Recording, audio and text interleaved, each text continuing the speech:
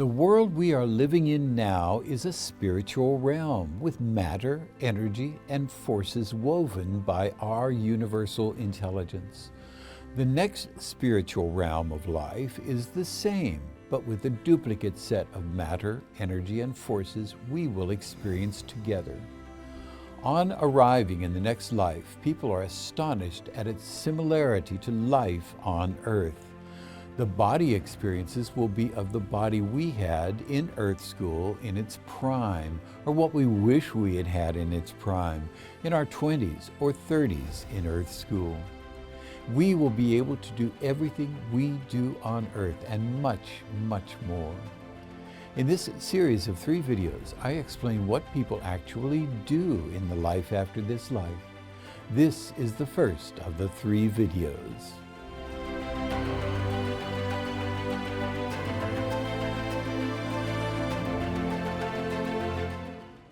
Hello, I'm Dr. R. Craig Hogan, President of the Afterlife Research and Education Institute and Seek Reality Online. Our mission is to help you understand that you are a spiritual being having physical experiences and you will never die. In the next life, called by some Summerland, there are many environments, all pleasant, with surroundings reminiscent of Earth School, only more beautiful than the residents can describe. Summerland environments have all the attributes of Earth School. There are mountains, rivers, lakes, forests, meadows, and vast fields of flowers. There are seas and beaches. There are gatherings of all animals familiar on Earth, as well as other new species. In this video, I share descriptions of the afterlife and some of the things you will be able to do there. Everything I share with you comes from statements by people living in the realm of the afterlife. None comes from intuition, a religion, or a guru. You will love to know how wonderful your life will be in the next world.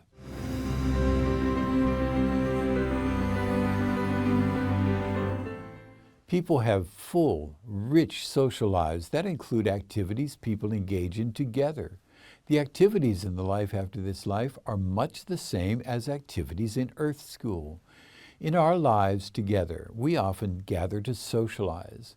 Gatherings of people in the life after this life are identical.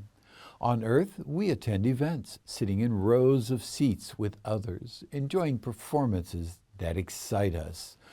The same scene is equally keen with music lovers is played out regularly in the next realm. They also have family gatherings where they meet with great joy and affection. People gather in groups for pastimes such as sports or social activities. People gather in beautiful, majestic buildings and halls to engage in a wide range of activities of interest to them. Buildings such as halls of learning, schools, art galleries, concert halls, and museums are described as being made of a solid material with a pearl-like luminescence. The buildings are assembled in vast, clean, beautiful cities. In these halls of learning, people studiously read out of self-motivated interest. Music and art are integral, vital components of Summerland life. The air seems to be full of music. Not everybody has to hear it, though. The people living there can hear the music only if they want to. Anyone can shut it out and be in silence. There are vast concert halls and orchestras composed of thousands of people playing instruments, some like those in Earth School and others unique to the afterlife. Music is both heard and seen.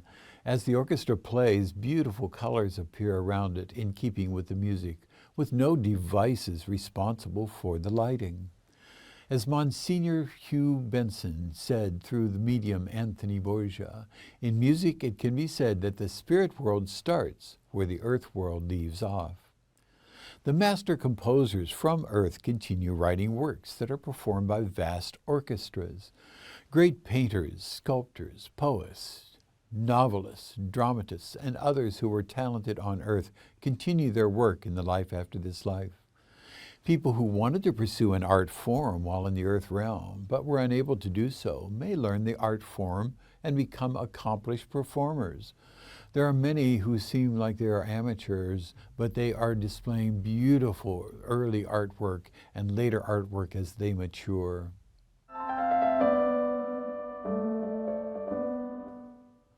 All recreational activities, except those that involve harming people or animals, are freely available in the next life, and many, many more.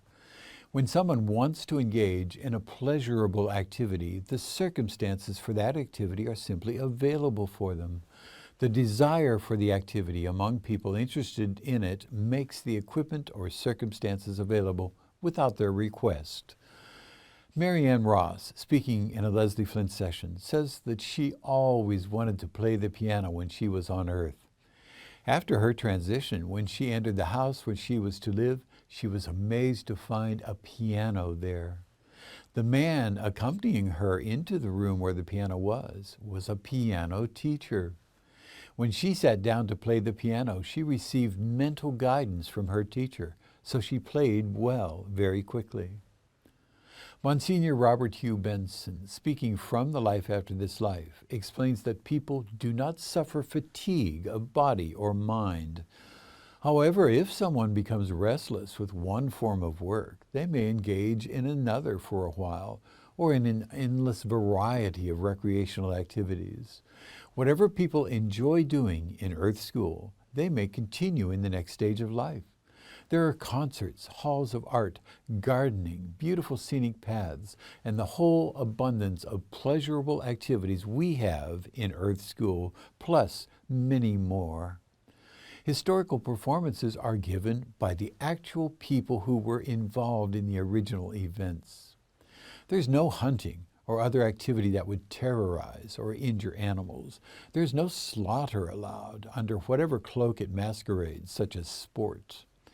In this realm, animals cannot die, but they can be subject to terror. Therefore, subjecting an animal to terror constitutes injury and is not allowed. There are races and other contests, but those engaged in them have only friendly rivalry with each other. There's no reward involved. The participants enjoy becoming more capable and accomplished, not being better than someone else. People play sports such as baseball and football in areas designed for those sports. There are beautiful theaters for concerts and plays, and vast libraries that contain every work produced by humankind, both in this stage of life and in the next. There are halls devoted to painting, sculpture, literature, fabrics, tapestries, and many other subjects, filled with people practicing their skills and enjoying the camaraderie of people with the same interests. Every art object and discovery is represented there. None is lost. There are recreational devices such as boats and motorcycles.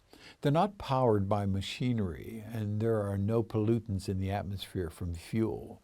The boats sail effortlessly, and the motorcycles travel with ease because of the intention of the person controlling the effort to have the boat or motorcycle propel itself forward.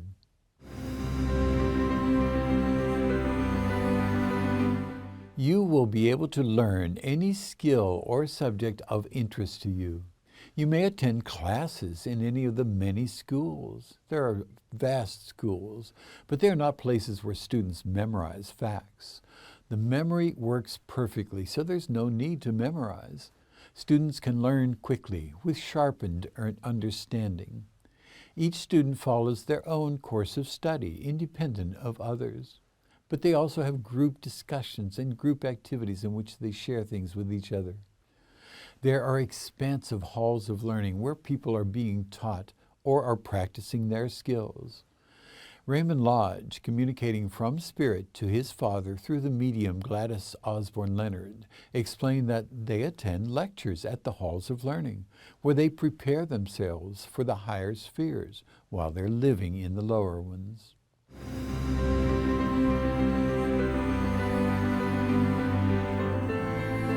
There are libraries with vast numbers of books. However, much more knowledge is available from sources beyond the books that they contain. Jane Sherwood's husband, in spirit, communicating through her, explains that people can study in libraries, but soon learn how to access information from memory bank reference libraries that contain records of everything that has ever happened. Every book ever written is in the libraries, but people don't need to check them out. They can simply have the book read itself to them. People can even understand the original meaning of the author, as though the author were there explaining it to them. People can also converse with the author rather than read the books.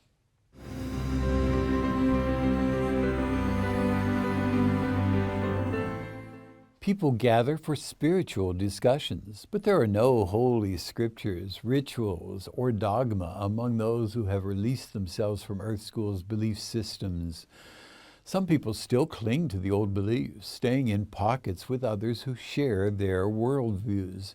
Everyone enters the life after this life with all the same assumptions and perspectives they had on Earth.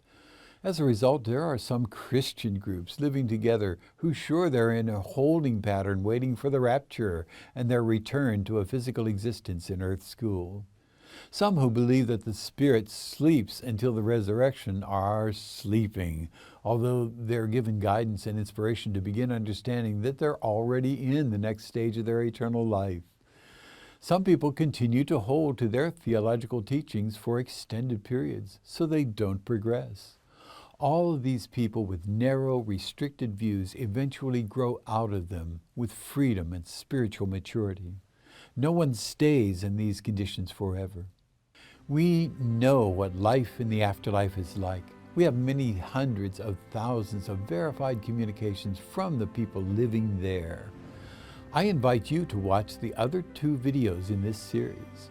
Links are in the descriptions below.